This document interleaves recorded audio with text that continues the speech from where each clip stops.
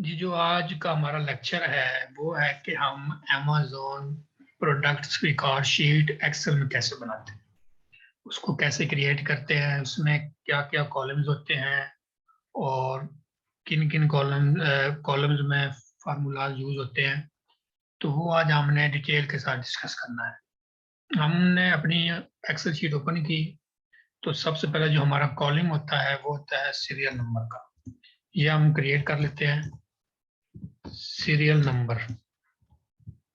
ये हमने एक कॉलम बना लिया सीरियल नंबर का। ये हमारा कॉलम क्रिएट हो गया सीरियल नंबर का। उसके बाद जो हमारा सेकंड कॉलम होता है वो होता है प्रोडक्ट नेम। प्रोडक्ट नेम कि जो हमने प्रोडक्ट हंट की है या निकाली है हमने, तो उसका नेम हम सेकंड नंबर कॉलम उसका क्रिएट करते हैं। उस प्रोडक्ट का नेम यहाँ पे हम शीट में लिस्ट करते हैं या पेस्ट करते हैं। तो उसके बाद जो हमारा कॉलम होता है वो होता है एसएन नंबर का। प्रीवियस लेक्चर में मैंने बताया था कि एसएन नंबर क्या होता है। ये एक स्पेसिफिक अमेज़न आईडी नंबर होता है। तो थर्ड वन हमने कॉलम वो क्रिएट किया एसएन नंबर का। ये हमारा कॉलम एसएन नंबर का क्रिएट हो गया। फोर्थ वन होता है आइटम नंबर। आइटम नंबर जो सप्लायर पे होता है, जहां से हम अपनी प्रोडक्ट सोर्स कर रहे होते हैं, या जो हमारा सोर्स होता है सप्लायर, उसका जो आइटम नंबर होता है वो हम फोर्थ वन हम उसका कॉलम क्रिएट करते हैं नंबर 4 पे। उसके बाद जो हमारा कॉलम होता है वो होता है रिव्यूज का, कि उस प्रोडक्ट के रिव्यूज क्या चल रहे हैं अमेज़न पे। रिव्यूज कितने हैं उस प्रोडक्ट के, वो एक कॉलम हम क्रिएट करते हैं। उसके बाद जो हमारा कॉलम होता है वो हमारा होता है डेज का। डेज में क्या होता है, डेज में होता है कि उस प्रोडक्ट को लिस्ट हुए कितने दिन हो गए हैं अमेज़न पे। वो भी एक हम कॉलम क्रिएट करते हैं। वहां पे हम लिखते हैं कि इस प्रोडक्ट को इतने डेज हो गए हैं या इतने दिन हो गए हैं लिस्ट हुए हुए। तो वो हमारा एक कॉलम बन गया डेज का। ठीक है। तो उसके बाद जो हमारा कॉलम होता है वो होता है अमेज़न प्राइस का। अमेज़न प्राइस का हमारा कॉलम होता है कि उस प्रोडक्ट की अमेज़न पे प्राइस क्या चल रही है। एक हमारा कॉलम ये क्रिएट हो गया अमेज़न प्राइस। ये हमारा कॉलम क्रिएट हो गया अमेज़न प्राइस का। उसके बाद जो हमारा कॉलम क्रिएट होता है वो होता है आवर प्राइस। मैं ये बताऊंगा कि आवर प्राइस क्या होता है। ये हमारा कॉलम क्रिएट हो गया आवर प्राइस। इसको हम सेल प्राइस भी बोलते हैं, आवर प्राइस। तो उसके बाद जो हमारा कॉलम होता है वो होता है अमेज़न टैक्स। अमेज़न टैक्स का कॉलम होता है कि जो हमें उस प्रोडक्ट पे टैक्स पड़ेगा वो हम इस कॉलम में ऐड करेंगे। उसके बाद हमारा अमेज़न टैक्स के बाद जो हमारा कॉलम होता है वो होता है बैलेंस प्राइस का। बैलेंस प्राइस, बैलेंस प्राइस ये हमारा अमेज़न टैक्स के बाद जो हमारा कॉलम होता है वो होता है अमेज़न प्राइस का। उसके बाद हमारा जो कॉलम होता है वो होता है सप्लायर प्राइस। सप्लायर प्राइस ये हमारा जो कॉलम होता है वो होता है सप्लायर प्राइस का। तो हम ये क्रिएट कर लेते हैं एक कॉलम हमारा जो है सप्लायर प्राइस का। ये हमारा कॉलम क्रिएट होगा सप्लायर प्राइस। ये मतलब जिससे हम प्रोडक्ट सोर्स कर रहे हैं, जो हमारा सोर्स है, जो हमारा सप्लायर है, उस पे जो उस प्रोडक्ट की प्राइस होगी वो हम इस कॉलम में लिखते हैं। उसके बाद हमारा कॉलम होता है supplier tax. Supplier supplier tax के जो हमें टैक्स पड़ता है सप्लायर का वो हम अपनी शीट में इस कॉलम में लिखेंगे। उसके बाद हमारा होता है सप्लायर शिपिंग। सप्लायर शिपिंग जो हमें शिपिंग पड़ेगी वो हम इस कॉलम में ऐड करेंगे सप्लायर पे, सप्लायर शिपिंग। उसके बाद सप्लायर प्राइस भी हो गया, सप्लायर टैक्स भी हो गया, सप्लायर शिपिंग भी हो गया। उसके बाद हमारा कॉलम होता है टोटल कॉस्ट, जो हमें पड़ेगी टोटल कॉस्ट। एक हमारा ये कॉलम हम क्रिएट करते हैं टोटल कॉस्ट का, कि हमें उस प्रोडक्ट पे टोटल कॉस्ट कितनी पड़ेगी। और इसके बाद हमारा जो कॉलम होता है वो होता है प्रॉफिट, जो हमारा एक्चुअल प्रॉफिट होता है वो कितना आ रहा है, वो हम यहाँ पे टोटल कॉस्ट के बाद हमारा वो कॉलम हो जाएगा। उसके बाद हमारा कॉलम आता है R O I. R O I, what is R O I? R O I stands for return on investment. R से रिटर्न, ओ से ऑन, आई से इन्वेस्टमेंट। रिटर्न ऑन इन्वेस्टमेंट कि हमने जो टोटल इन्वेस्टमेंट की है उसके बदले हमें क्या रिवार्ड के तौर पर मिल रहा है, या हमें कितने परसेंटेज पे वो प्रॉफिट मिल रहा है, कि हमारी जो टोटल कॉस्ट लगी है उसके बदले में कितने परसेंटेज हमें प्रॉफिट मिला है, वो हमारा होता है आर ओ आई। इसको बोलते हैं हम रिटर्न ऑन इन्वेस्टमेंट। उसके बाद हम कॉलम क्रिएट करते हैं Amazon रेटिंग का, कि उस प्रोडक्ट की Amazon पर रेटिंग क्या चल रही है, जो हम सोर्स कर रहे हैं, जो हम हंट कर रहे हैं, उसकी Amazon पे रेटिंग क्या चल रही है। और उसके बाद जो हमारा कॉलम होता है वो होता है सप्लायर रेटिंग, कि उस प्रोडक्ट की सप्लायर पे रेटिंग क्या चल रही है। तो ये हमारा उसके बाद कॉलम हो जाता है सप्लायर रेटिंग का। उसके बाद हमारा जो लास्ट 2 कॉलम्स होते हैं वो होते हैं Amazon लिंक, उस प्रोडक्ट का Amazon लिंक, वो हम पेस्ट करेंगे यहाँ पे Amazon लिंक में। और उसके बाद हमारा कॉलम होता है सप्लायर लिंक, कि जो हमारा सोर्स है उस पे जो प्रोडक्ट का लिंक होगा वो हम यहाँ पे करेंगे। ये कॉलम थोड़ा सा हम बड़ा कर लेते हैं और इसको हम थोड़ा सा और बड़ा कर लेंगे, सप्लायर लिंक को भी।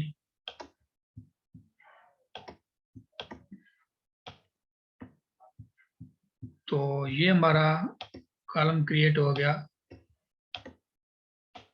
सप्लायर लिंक का। यहाँ पे हम कर देंगे,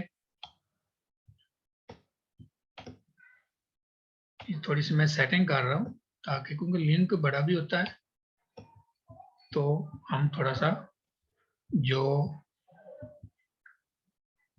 कॉलम की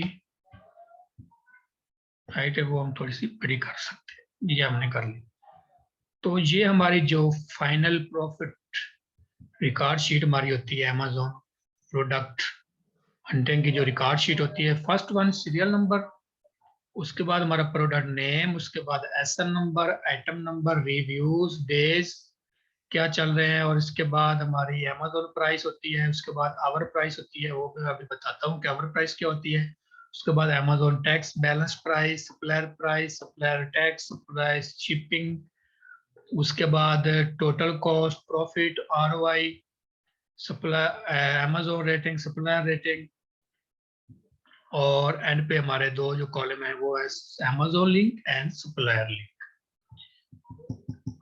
ये हमारी शीट क्रिएट होगी। अभी हम इसमें फार्मूलाज यूज करते हैं। एक प्रोडक्ट में Amazon से और सप्लायर से, सैम क्लब से निकाल के हम शीट में लिस्ट करेंगे, ताकि फार्मूलाज भी क्लियर हो जाएंगे। और इसको हम अब कोई अच्छा सा बैकग्राउंड कलर देते हैं, ताकि हमारी शीट दिखने में थोड़ी सी अच्छी लगे।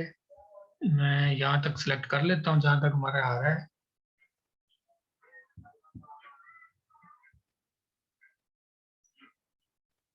यहाँ तक हमारा है। तो अब हम इसका बैकग्राउंड कलर कोई अच्छा दे देते हैं, ये वाला दे देते हैं, ताकि आप थोड़ा सा शीट दिखने में अच्छी लग रही है। अब सीरियल नंबर में हम लिखेंगे 1। हमने पहली प्रोडक्ट स्टार्ट की है, रिकॉर्ड मतलब रिकॉर्ड शीट में हमने लिस्ट करनी स्टार्ट की। मैंने Amazon पे और सैम्स क्लब पे 2 प्रोडक्ट्स ओपन की हुई हैं, हम उनको देखते हैं। ये हमारी Amazon पे प्रोडक्ट ओपन है, सेम चीज है, और यही सेम चीज हमारी सैम क्लब पे भी ओपन है। तो अब हम इनको शीट में लिस्ट करते हैं, ताकि थोड़ा सा प्रैक्टिकली भी पता चल जाएगा शीट के बारे में। तो सबसे पहले हमारा कॉलम तहसील नंबर हुआ, हम लिख लिया। उसके बाद हमारा है कॉलम, हम ओपन करते हैं शीट को।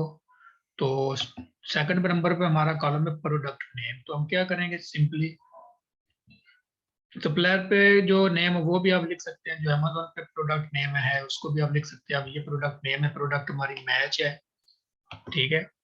तो इसको हम क्या करेंगे, ये हमने नेम को वहां से कॉपी करेंगे और जो हमारी शीट है उसमें हम पेस्ट कर देंगे।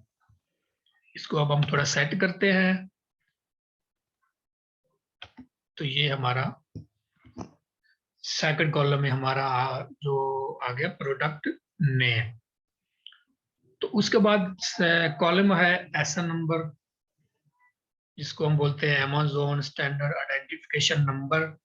तो हम क्या करेंगे, हम अमेजोन पे जाएंगे और इनकी जो नीचे होगी प्रोडक्ट डिटेल्स, वहां से ये पड़ा हुआ है एसएन नंबर, हम इसको कॉपी करेंगे, एसएन नंबर को कॉपी करेंगे और हम अपनी शीट में जो कॉलम है हमारा एसएन नंबर, वहां पे हम इसको पेस्ट कर देंगे और इसको हम सेंटर में कर लेते हैं। तो यहाँ पे हमारा जो थर्ड कॉलम है उसमें हमने उस प्रोडक्ट का एसएन नंबर लिस्ट कर दिया, पेस्ट कर दिया। उसके बाद कॉलम है आइटम नंबर का। आइटम नंबर जो हमारा सोर्स है सैम्स क्लब सप्लायर, ये उस प्रोडक्ट का, इस प्रोडक्ट का आइटम नंबर है। इसको हम कॉपी करेंगे और उसके बाद हम अपनी शीट में इसको भी लिस्ट कर देंगे। तो ये लिस्ट हो चुका है हमारा प्रोडक्ट का आइटम नंबर। उसके बाद कॉलम मैंने क्रिएट किया रिव्यूज का। रिव्यूज हम ओपन करते हैं अमेजोन पे, इस प्रोडक्ट के रिव्यूज, ये रिव्यूज है 221, ये रेटिंग है 4.6 आउट ऑफ 5, ये रेटिंग है और ये रिव्यूज है 221। अब इस प्रोडक्ट के रिव्यू चल रहे हैं 221। तो हमने लिस्ट शीट में ये लिस्ट कर दिया इसके रिव्यू। उसके बाद हमारा कॉलम है डेज का। डेज का कॉलम है, डेज में हम लिखेंगे उस प्रोडक्ट को लिस्ट हुए कितने दिन हो गए हैं, जो ये हमारा कीपर शो कर रहा है, ये लिखा हुआ है ऑल, मतलब 1890 डेज हो गए, 1819 डेज। तो 1890 इसको डेज हो गए हैं, तो वो हम यहाँ पे लिख देंगे 1890। तो ये हमारी उस प्रोडक्ट के ये डेज हैं। उसके बाद कॉलम हमारा है अमेजोन प्राइस का। अमेजोन प्राइस जो चल रही है वो चल रही है 12.86।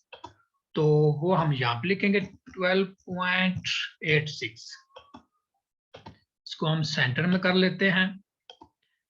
और अब मेन चीज है कि आवर प्राइस। आवर प्राइस क्या होती है, आवर प्राइस एक सेल प्राइस होती है कि एक तो प्राइस चल रही होती है अमेजोन पे जो ये चल रही है 12.86, और आवर प्राइस एक लिहाज से हमारी होती है सेल प्राइस, कि हमने उसको जिस प्रोडक्ट उसको जिस प्राइस पे सेल करना है।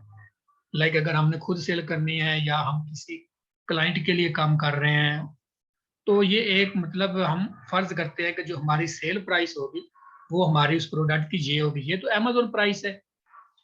तो अगर मैं इस अमेजोन प्राइस से हमने कुछ पॉइंट्स कम लिखनी होती है, वो हमारी आ जाती है सेल प्राइस। लाइक ये है 12.86 अमेजोन प्राइस। मैं कहता हूँ जो मेरी आवर प्राइस होगी, जो मेरी सेल प्राइस होगी, वो मैं हम कर देते हैं 12.50, कि ये हमारी आवर प्राइस है 12.50। ये हम कुछ पॉइंट्स में कम करते हैं और ये डिपेंड कर रहा होता है हमारा प्रॉफिट कितना निकल रहा है, हमारा आरओआई कितना निकल रहा है। अगर हमारा अच्छा आरओआई आ रहा है तो हम फिर इसको 12 भी कर सकते हैं।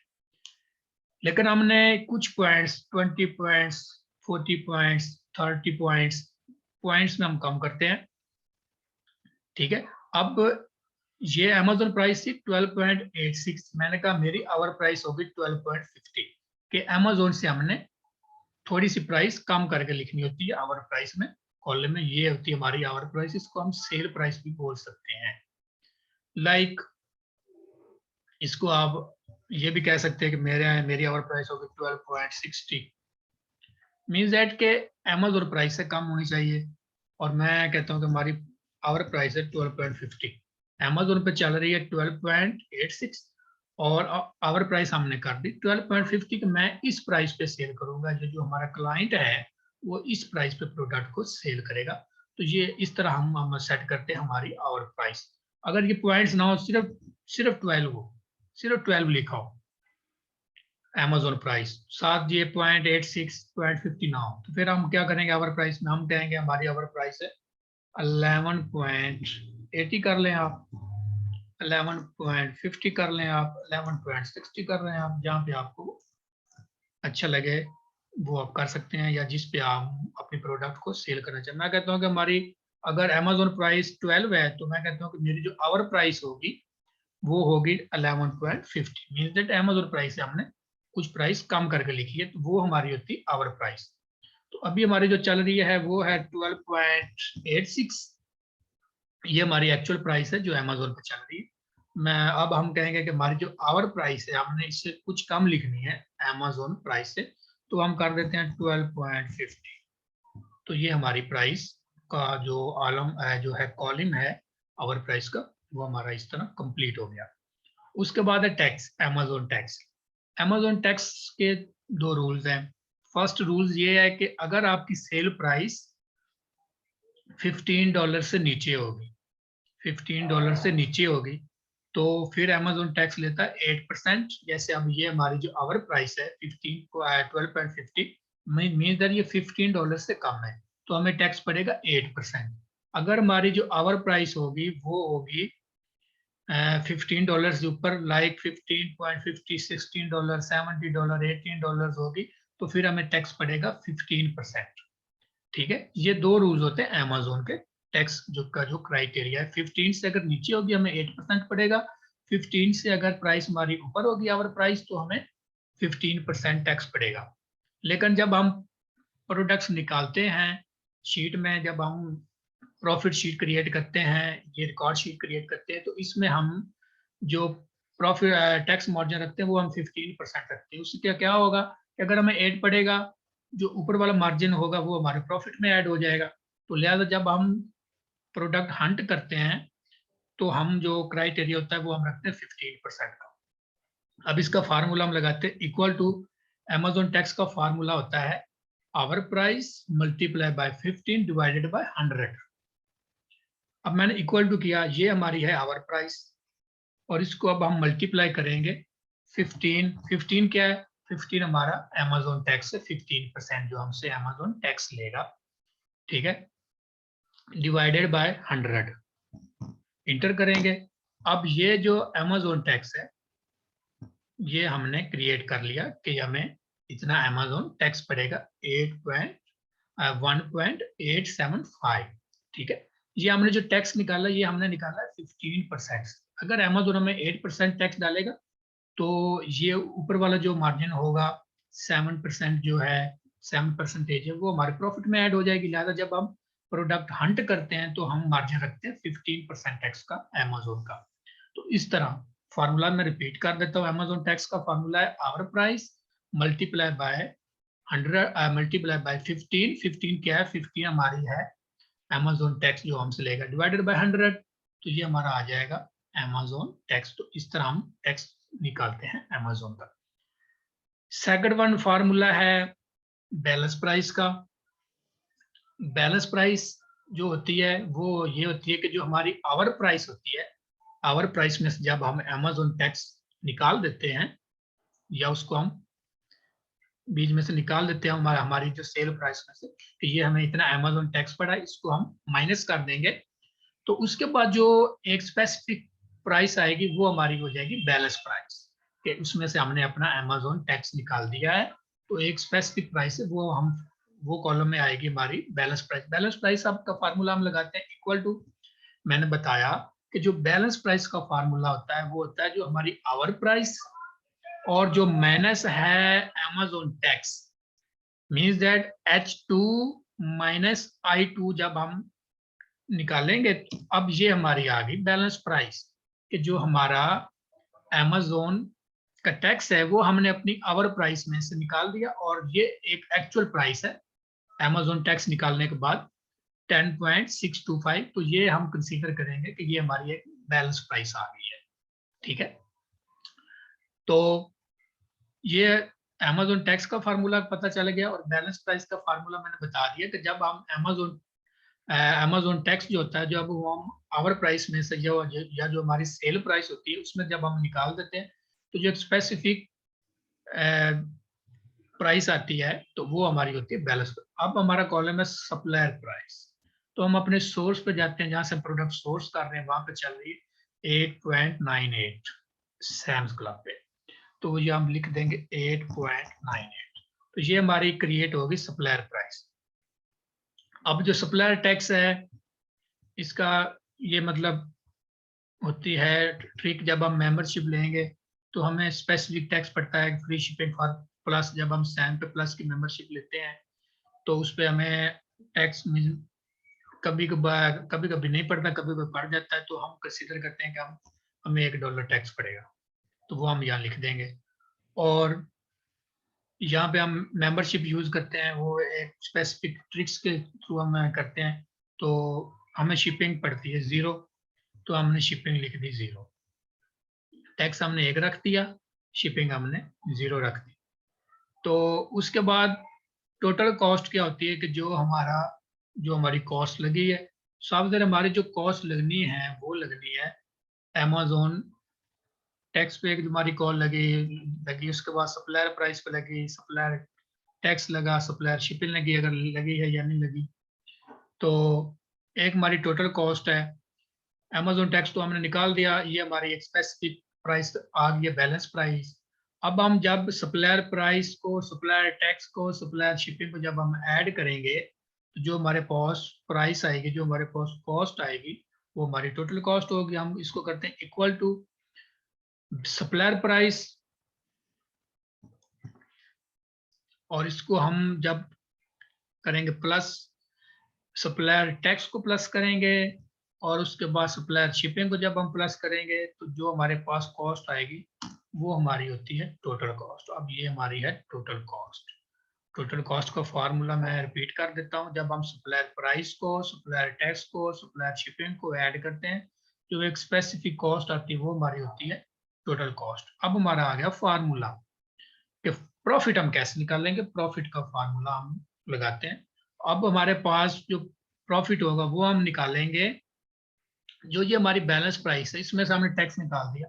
अब ये हमारी एक्चुअल प्राइस है अमेजोन पे, ठीक है, क्योंकि हमने अमेजोन का टैक्स निकाल के अब ये हमारा बैलेंस प्राइस है, ठीक है। इसमें से जब हम निकालेंगे टोटल कॉस्ट को, तो उसके बाद जो हमारी मतलब क्वांटिटी बचेगी या जो प्राइस बचेगी वो हमारा हो जाएगा प्रॉफिट। अब हम करते हैं प्रॉफिट का फार्मूला लगाते हैं, इक्वल टू करेंगे बैलेंस प्राइस और हम माइनस करेंगे टोटल कॉस्ट।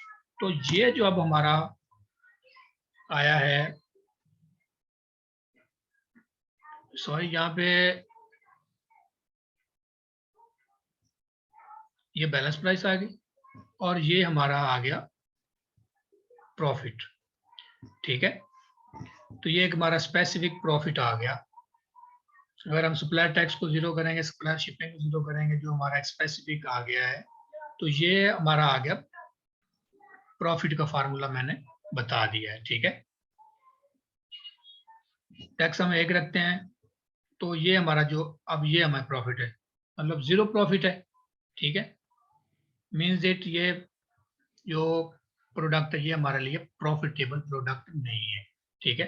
लेकिन मैंने फार्मूला बता दिए, तो इस तरह हमें वो फिर पता चलेगा कि इसका प्रॉफिट कितना निकल रहा है। अब हमें पता है कि ये उधर से देख के तो हमें नहीं पता चलेगा कि इस प्रोडक्ट का कितना प्रॉफिट होगा। अब हमने शीट क्रिएट की और हमें पता चल गया कि उस प्रोडक्ट हमें वो ये वाले प्रोडक्ट हमें प्रॉफिटेबल नहीं प्रोडक्ट है, ठीक है। तो इसलिए हम इसको फिर सिलेक्ट नहीं करेंगे क्योंकि ये प्रोडक्ट हमें लॉस में आ रही है। अब लॉस में कैसे, हमने एक स्पेसिफिक शीट क्रिएट की तो हमें इससे थोड़ा सा आइडिया हो जाता है कि कौन सी प्रोडक्ट हमारे लिए प्रॉफिटेबल है, कौन सी प्रॉफिटेबल नहीं है। या जब हम क्लाइंट्स को प्रोडक्ट निकाल के देते हैं तो हम फिर शीट में उनकी रिक्वायरमेंट डालते हैं, ठीक है, तो फिर हमें पता चल जाता है कि वो जो प्रोडक्ट प्रॉफिटेबल है या नहीं। अब ये प्रोडक्ट हमें एक तरह का प्रॉफिटेबल नहीं है, ठीक है। तो इसके बाद हम देखते हैं कि हमें इसी प्रॉफिट के हिसाब से आरओआई कैसे निकालेंगे। आरओआई का फार्मूला मैंने बताता हूँ, net profit divided by total cost multiply by 100 equal to अब ये हमारा नेट प्रॉफिट है जितना भी है, ठीक है, ये हमारा नेट प्रॉफिट है divided by total cost. Total cost हमारी ये है मल्टीप्लाई बाय 100। तो अब ये जो हमारा ROI है मतलब 6% इसका ROI निकल रहा है, 6.46 इसका ROI है, जो एक अच्छा ROI मतलब नहीं होता। मैक्सिमम जो हम ट्राई करते हैं ROI वो होता है 10 से ऊपर हो, 15% से ऊपर हो, 20 तक चला जाए, 13 या 14। वो क्लाइंट की रिक्वायरमेंट होती है, या जब हम खुद काम कर रहे होते हैं अमेज़न पे, तो हमारी रिक्वायरमेंट होती है कि हमारी प्रोडक्ट का ROI अच्छा हो। तो इस तरह जो हमारा ROI है वो हम निकालते हैं। नेट प्रॉफिट हमारा ये निकला, ठीक है, वो जितना भी निकला, net profit divided by total cost हमारी ये मल्टीप्लाई बाय 100, तो ये हमारा आ गया ROI, return on investment means that 6%, और ये अच्छा ROI नहीं है। लिहाजा फिर हम जब देखते हैं कि ये हमारे प्रोडक्ट प्रॉफिटेबल नहीं है, तो फिर हम नेक्स्ट प्रोडक्ट पे देखते हैं और मूव करते हैं। तो इस तरह हम शीट में वो रिकॉर्ड करते हैं, तो हमें साथ साथ पता चल रहा होता है कि उस वो जो प्रोडक्ट है वो हमारे लिए प्रॉफिटेबल है या नहीं, ठीक है। एक मैंने ये प्रोडक्ट लिस्ट की, अब हमें पता चल गया, तो हमें प्रॉफिट 0% हो रहा है और हमारा ROI भी 6% है। क्लाइंट की रिक्वायरमेंट होती है कि 13%, 40%, ठीक है, 25% ROI हो, 50% ROI हो। तो ये हमें पता चल गया कि इस प्रोडक्ट पे जो हमें ROI मिल रहा है वो 6% है, जो एक अच्छा ROI कंसीडर नहीं होता, ठीक है। तो इस तरह हम हमारी जो शीट क्रिएट होती है, ROI का मैं फार्मूला बता देता हूँ। नेट प्रॉफिट हमारा ये है, वो जितना हो, $1 हो, $2 हो, $3 हो, जितना भी हो, net profit divided by total cost जो हमारी लगी है सप्लायर पे, और मल्टीप्लाई बाय हम जो 100 के साथ करेंगे, मींस दैट O2 क्या है, हमारा जितना प्रॉफिट आया, डिवाइडेड बाय N2 क्या है, हमारी जितनी कॉस्ट लगी, मल्टीप्लाई बाय 100, तो ये हमारा ROI क्रिएट हो जाता है।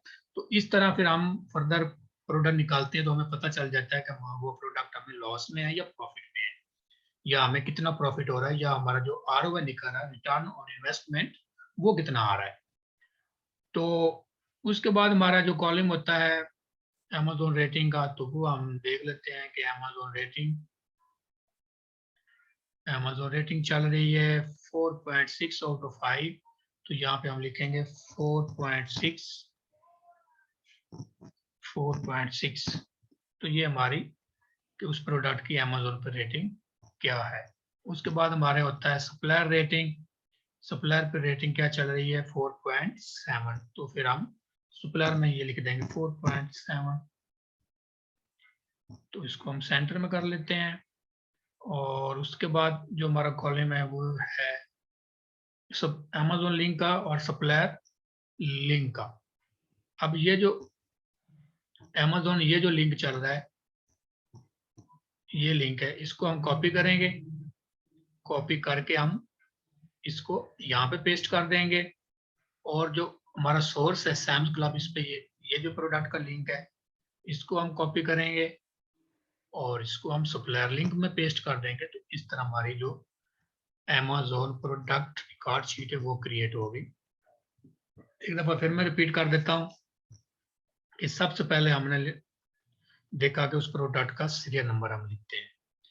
सेकंड नंबर पे हमने देखा कि हम उस प्रोडक्ट का नेम लिखेंगे, उस प्रोडक्ट का जो भी नेम होगा वो हम लिखेंगे।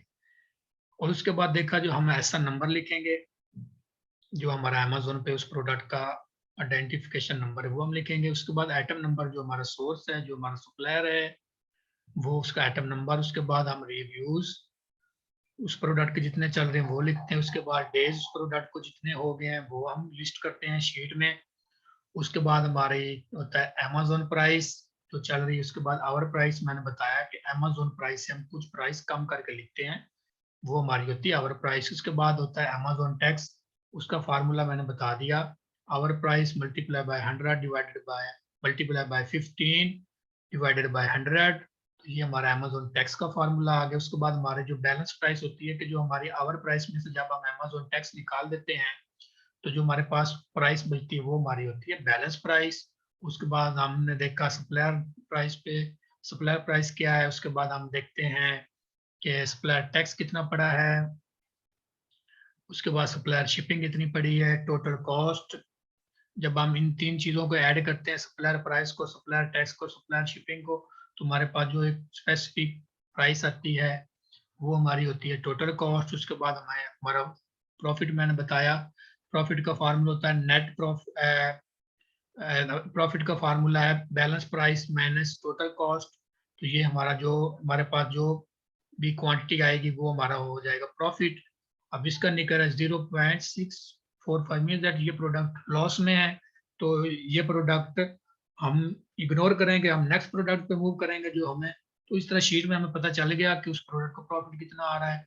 ROI मैंने बोला रिटर्न ऑन इन्वेस्टमेंट है, उसका फार्मूला मैंने बताया नेट प्रॉफिट हमारा जितना भी निकला, net profit divided by total cost जितनी हमारी लगी मल्टीप्लाई बाय 100। तो जब हम ये करेंगे तो हमारा निकल आएगा ROI। उसके बाद हमारा आता है अमेजोन रेटिंग, जो हमारी अमेजोन पर रेटिंग चल रही है। उसके बाद आती है सप्लायर रेटिंग, जो हमारी सप्लायर पर रेटिंग चल रही है। और उसके बाद सेकंड 2 कॉलम्स में अमेजोन लिंक, जो हमारा अमेजोन लिंक होता है, सप्लायर लिंक जो हमारा सप्लायर पे लिंक होता है। तो इस तरह हम Amazon products record sheet Excel में क्रिएट करते हैं।